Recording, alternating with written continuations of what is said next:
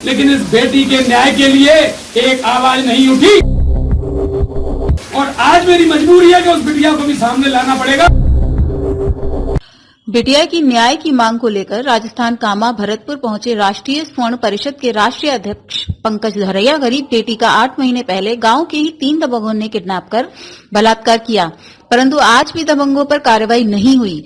पंकज धरैया ने राजस्थान पुलिस को दी चेतावनी कि 48 घंटे के अंदर यदि कार्रवाई नहीं हुई तो कांग्रेस कार्यालय दिल्ली का घेराव करेंगे और देशव्यापी आंदोलन होगा, क्योंकि पूर्ण प्रशासन सत्ता के दबाव और भ्रष्टाचार से लिप्त हैं।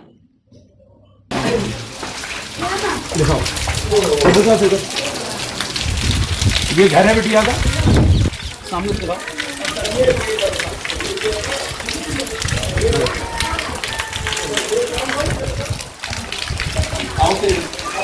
ये देखिए हालत, पूरा घर चुचा रहा है।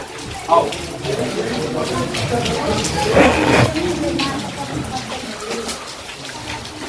देखो, ये हालत है घर की।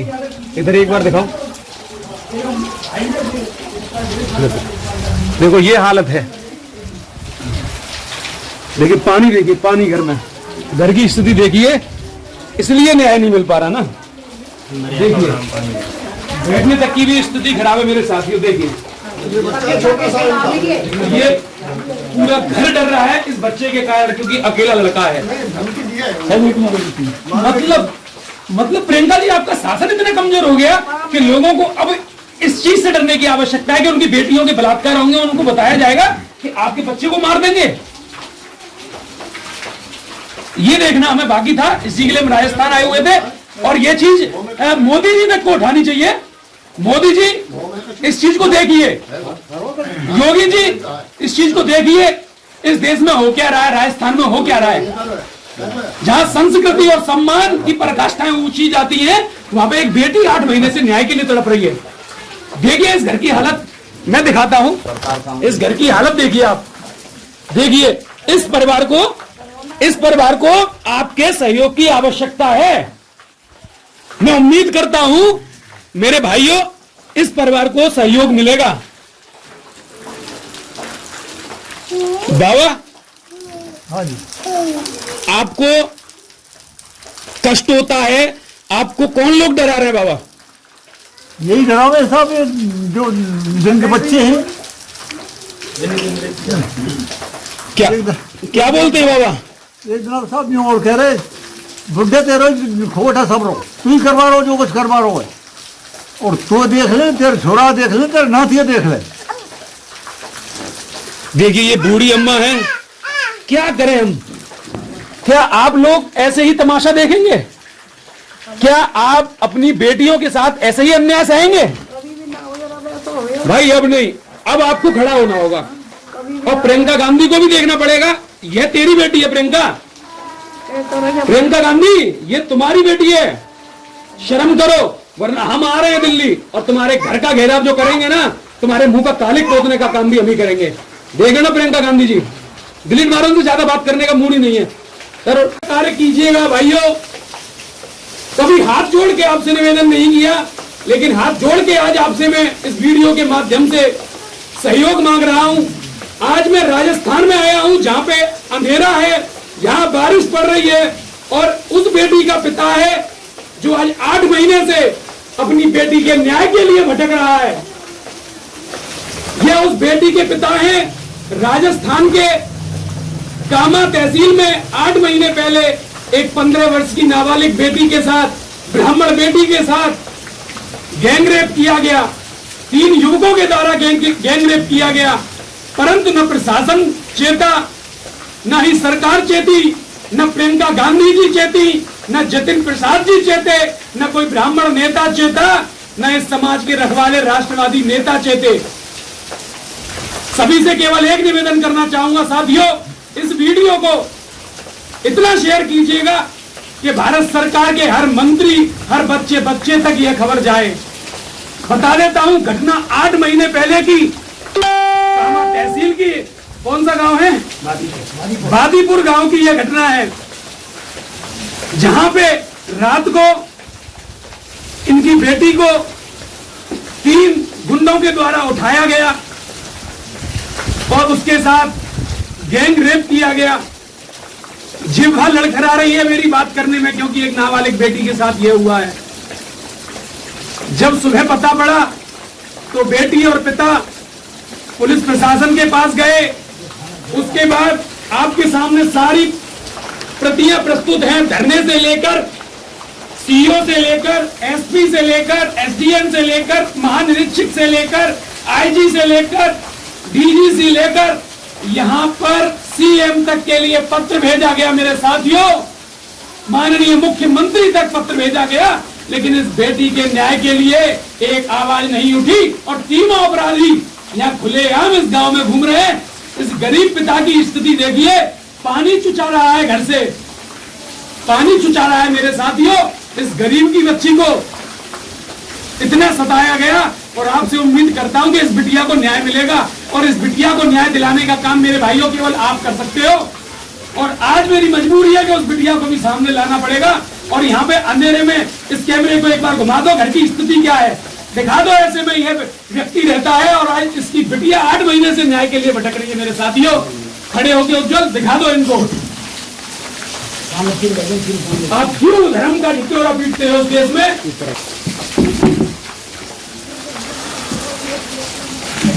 से लेकर आईजी से लेकर डीजी से लेकर यहां पर सीएम तक के लिए पत्र भेजा गया मेरे साथियों। माननीय मुख्यमंत्री तक पत्र भेजा गया, लेकिन इस बेटी के न्याय के लिए एक आवाज नहीं उठी। और तीनों अपराधी यहाँ खुलेआम इस गांव में घूम रहे हैं।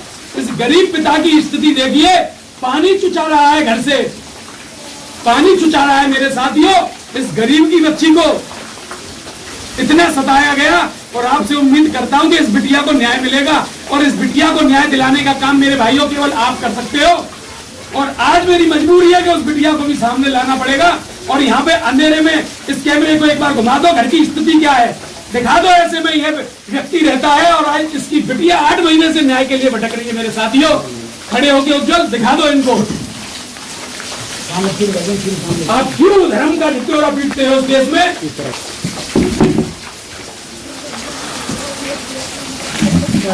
मेरे भाइयों, यह वो बेटी है। नाम मैं बताऊंगा नहीं, नाम मैं बताऊंगा नहीं, क्योंकि मेरी मजबूरी है। यह बेटी है 15 साल की। यह उनके पिता हैं, यह उनके बूढ़े बाबा हैं, वो उनकी बूढ़ी अम्मा हैं। बेटा, अपनी जो बात है सभी साथियों को बता दो, आपके साथ घटना क्या हुई थी, जिससे कि आपके न्याय के लिए हम आगे लड़ाई लड़ सके। बेटा आगे ले आओ। बेटा बता दे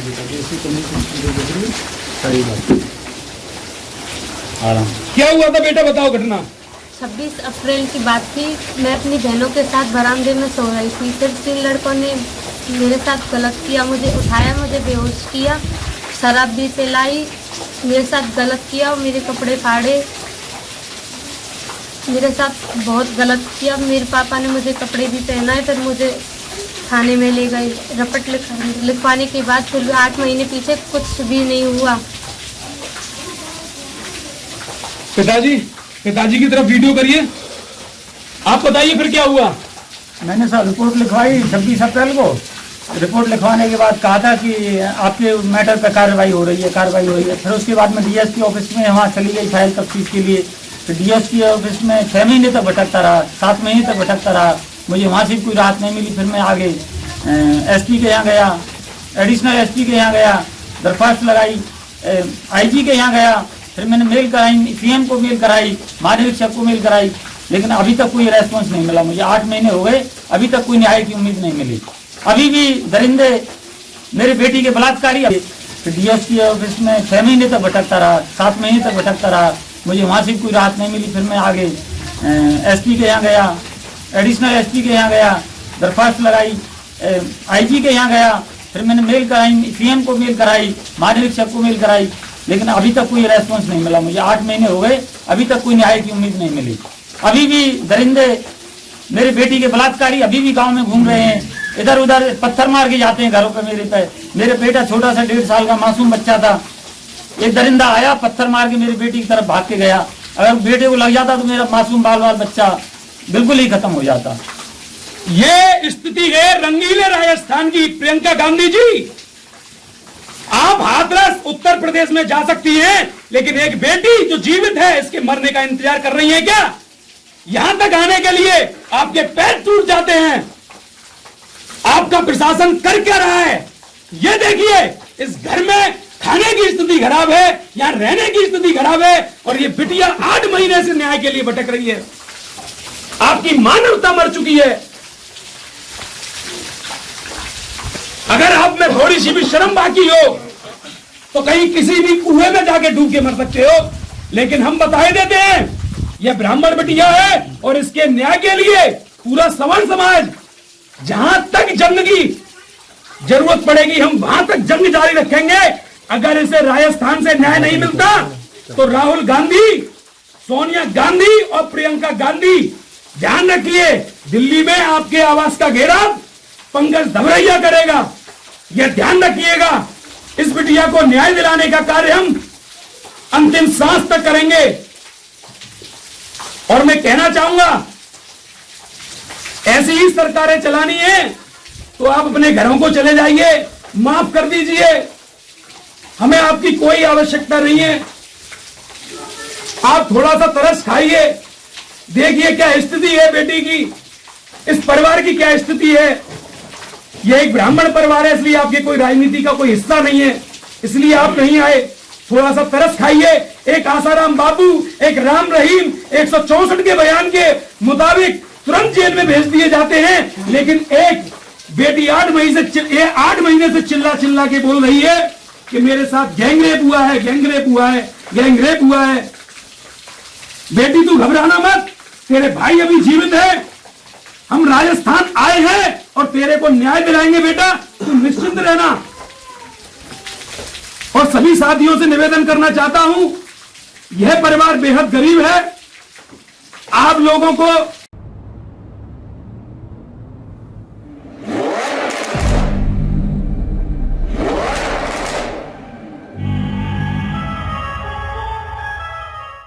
अलीगढ़ शहर का number 1 car decor Shrinath car decor, union bank के पास, GT road, Aligarh. Managing director Sanjeev Srivastava.